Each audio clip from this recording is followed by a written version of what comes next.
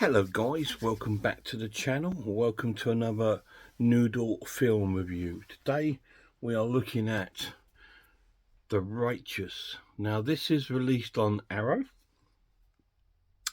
It's quite a modern film, it's not an old 80s or 90s film. It's released on Arrow. It comes with the slipcase and with the booklet and a reversible sleeve. So it is a first pressing. Now this is a very amazing film. It's an occult sort of horror film, and it's a very slow burn film, but it's absolutely incredible. It starts off with a funeral. We see a funeral of a young girl. She's a very young girl and she's been sort of taken ill. And we sort of join the family in like the church, and sort of like the priest is going through the service about the young girl. And it's very quite, straight away, it's very quite dark and depressing. Any film that starts with a child funeral is going to be a bit on that sort of deep sort of film, and it's quite a very deep film. And then we see them outside the church when they're sort of burying the body into the ground. And so again, it's quite stark, beautifully filmed, and very sort of deep. And then we catch up with the priest while the wife is sort of like in the church, sort of like probably coming to terms of what's happening throughout the day. The father is speaking with the priest, and they're having a conversation about, how's he going to deal with it all, how they're going to cope. Because they're quite an older couple, as you can see, and this was quite a young girl. She must be about 7 or 8 or 9, something like that. She's quite a young girl. And so they're extremely cut up, and he's extremely emotional and tearful. And then the priest asks him, why don't you come back to the priesthood? So the father used to be a priest. So this sort of gets character. So he used to be a priest. And it cuts out that he was a priest years ago, but then he met this woman and they obviously fell in love, and so he's left his faith and got married. So and he says, well, look, how are you going to cope with it all then? And he says maybe becoming a priest again could be a way forward for you to focus, and you can feel closer to the child. Because of of prayer and things like this. So we then cut to the house. It's a beautiful looking little house, and we cut to the house, and they're trying to get on with life as normal, as you possibly could, I suppose, if you lose a child. And then he's doing some sort of work around the garden of the house, and he sees a vision of the young girl ahead of him. So he's still seeing visions of her. And then they get a visitor when this happens. A car pulls up and beeps, and it's a female woman gets out, obviously a friend of the family. She comes out and she's come to visit them. So she's sort of waffling along. She's quite confused, and her conversation's a little bit everywhere. And she's chatting away to the family about, how she felt so down and low since the child's died. And it's a bit confusing. You think, is this just a family? Why is she feeling this way? But it turns out this is her real mother. And the child has been adopted by this older couple because she was not a sort of fit mother, if you like. I think she's been into maybe some sort of drug problem or something, because the way she's acting is quite erratic, almost like she's on drugs. Anyway, so it cuts out she's the mother, and she didn't even go to the child's funeral, so she's obviously hangering some guilt. Anyway, after her visit, they go up to the girl's room, and the mother has a little bit of a breakdown. The sort of adopted mother has a bit of a breakdown and leaves. So the father, decides to board up the room. So we see him sort of boarding it up with nails and wood, just to, I don't know, I think that they're so down about it, and I think he's trying to sort of block it out. And he hears a noise coming from the outside while he does it.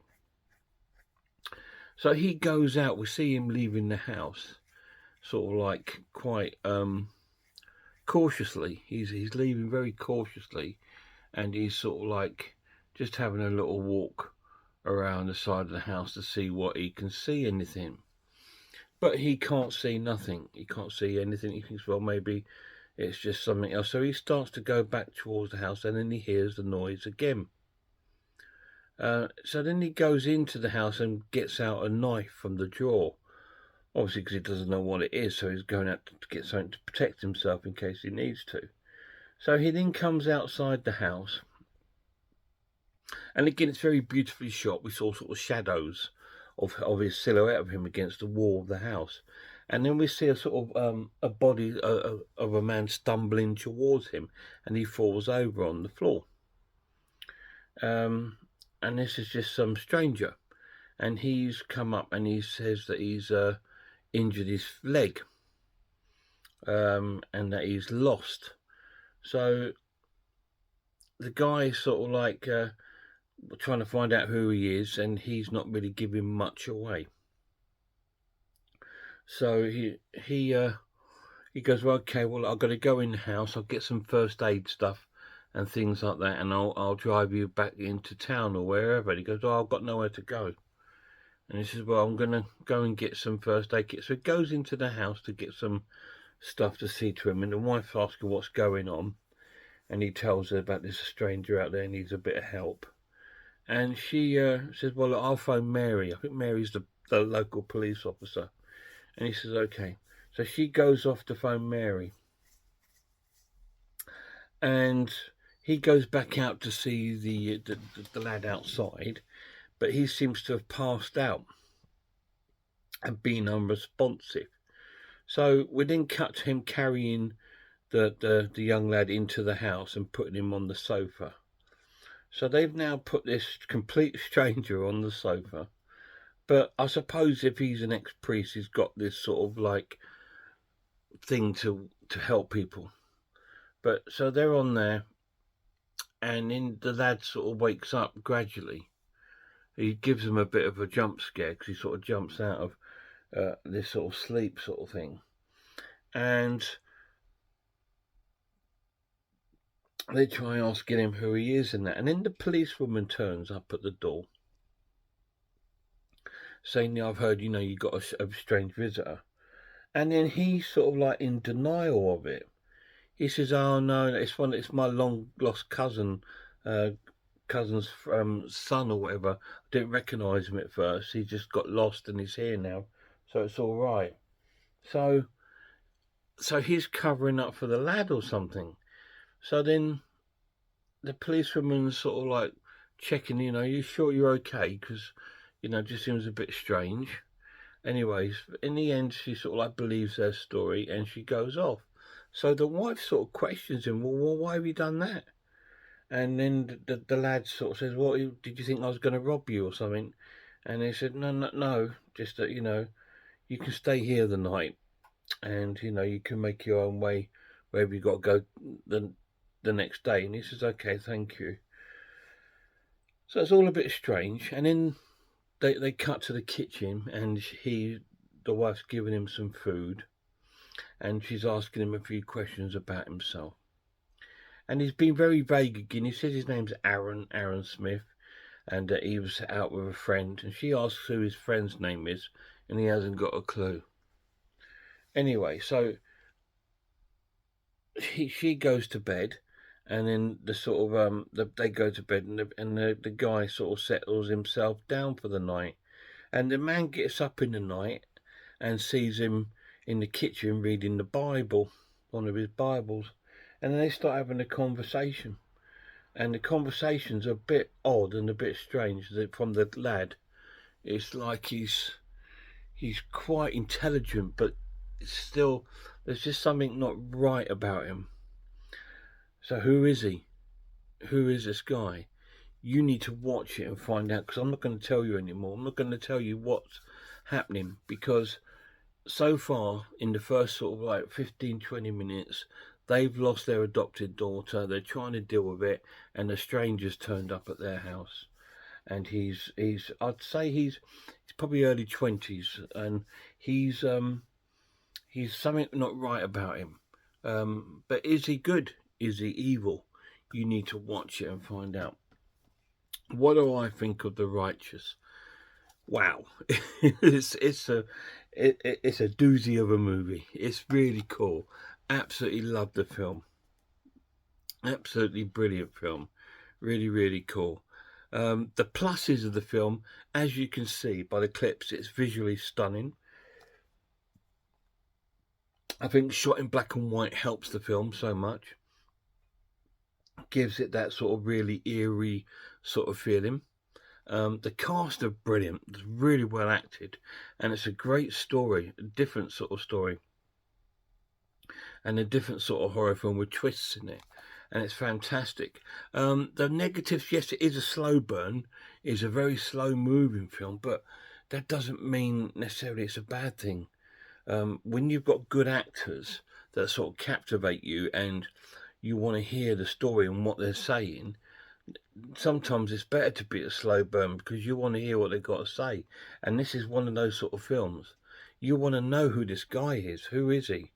It's strange. You know what this family like, that they're a nice, honest, kind family.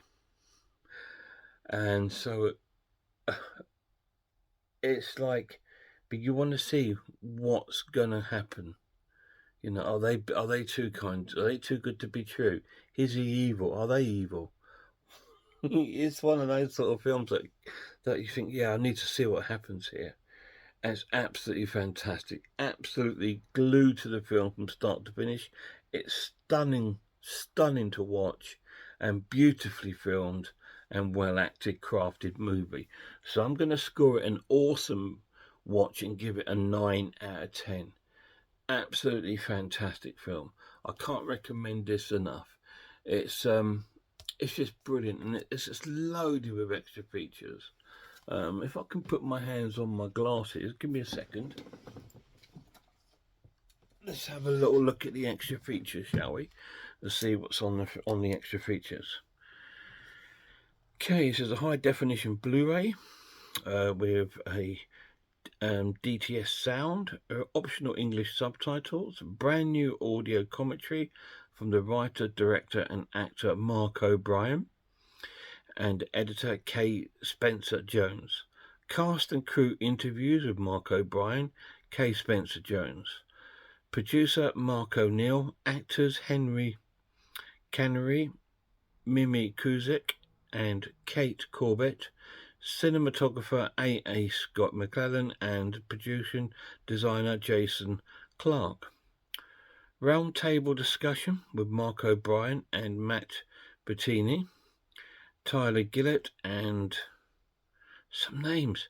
Chat Villela in Radio Silence. Stage presentation of questions and answers with Mark O'Brien at the world premiere of Fantasia International Film Festival 2021.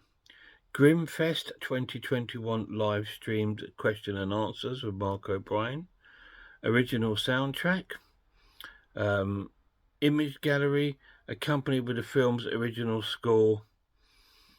Reversible sleeve, and obviously the booklet. So it's loaded with interviews and sort of informations and Q&As from different sort of like horror cons and stuff like that. So it's really, really cool. It's a great addition and great release from Arrow. The Righteous, 9 out of 10. Any of you guys seen it? If you have, let me know down below what you think of it. It's definitely for fans of the slow burn films like The Witch and all these sort of like really slow burn horror films like that and like films like The Lighthouse and things like that. If you're a fan of The Lighthouse, you'll love this. It's you know, it's very sort of slow, and it's a story. It's not just a visual. It's a visual treat, but it's a story, and the story is captivating. Check it out, guys, if you haven't seen it. Until the next review, check out some horror channels for me. Check out Horror Hands, Horror Geek, Man v Film, RS Designs, Pizzlewell, I Am the Ice Lord, Cat Watches Horror, Grumpy Andrew's Haunted House, Sarah of Horror. All amazing channels, guys. Till next time, look after yourselves, look after one another, and I really hope I see you all soon.